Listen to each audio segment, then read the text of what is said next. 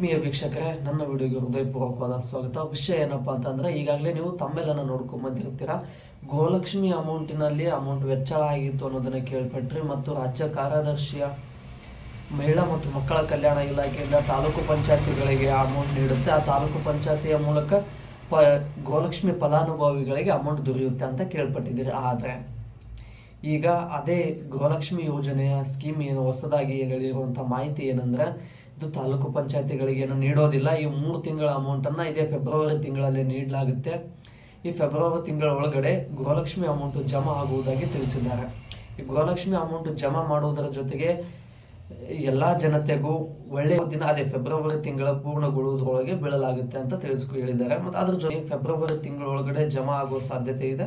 February ತಿಂಗಳೊಳಗಡೆ ಜಮಾ ಆದರೆ ಎಲ್ಲ ಫಲಾನುಭವಿಗಳಿಗೆ ಸಿಹಿ ಸುದ್ದಿ ಅಂತಾನೆ ಹೇಳ್ಬೋದು. ಯಾಕಂದ್ರೆ ರಾಜ್ಯ ಸರ್ಕಾರದಲ್ಲಿ ಕೆಲವೊಂದು ಸಲ ಆದೇಶಗಳನ್ನು ಮುಂದೂಡಲಾಗುತ್ತೆ. ಹಂಗಾಗಿ ಫೆಬ್ರವರಿ ತಿಂಗಳೊಳಗಡೆ ಬಿದ್ದರೆ ಒಳ್ಳೆ ವಿಚಾರ. ಬೀಳದೆ ಹೋದ್ರೂ ಒಂದಲ್ಲ ಒಂದಿನ ಬರುತ್ತೆ. ಬಟ್ ಫೆಬ್ರವರಿ ತಿಂಗಳಿಲ್ಲ, ಮಾರ್ಚ್ ತಿಂಗಳಲ್ಲಿ ಬರ್ಬೋದು. ಇನ್ನೊಂದು ಮಾಹಿತಿಯನ್ನು ನೀಡಿದೆ.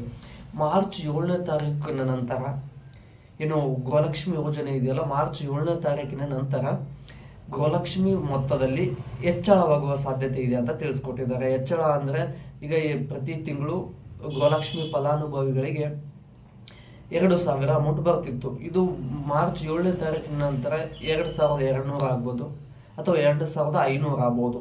ಅಂದರೆ ಹೆಚ್ಚಳ ಆಗೋ ಸಾಧ್ಯತೆ ಇದೆ ಅಂತ ಗೃಹಲಕ್ಷ್ಮಿ ಫಲಾನುಭವಿಗಳಿಗೆ ರಾಜ್ಯ ಸರ್ಕಾರ ನೀಡಿರುವ ಒಂದು ಸಣ್ಣ ಸುಳಿವಾಗಿದೆ. ಈ ವಿಡಿಯೋನ ಪೂರ್ತಿಯಾಗಿ ನೋಡಿರ್ತೀರಾ ಅನ್ಕೋತೀನಿ. ಪೂರ್ತಿಯಾಗಿ ನೋಡಿರ್ತಕ್ಕಂಥ ನನ್ನ ಎಲ್ಲ ಆತ್ಮೀಯರಿಗೆ ಹೃದಯಪೂರ್ವಕವಾದ ಧನ್ಯವಾದಗಳು. ನಾನು ಹೆಚ್ಚಿನ ವಿಡಿಯೋವನ್ನು ಮಾಡಲಿಕ್ಕೆ ನಿಮ್ಮ ಪ್ರೋತ್ಸಾಹದ ಅವಶ್ಯಕತೆ ಇದೆ.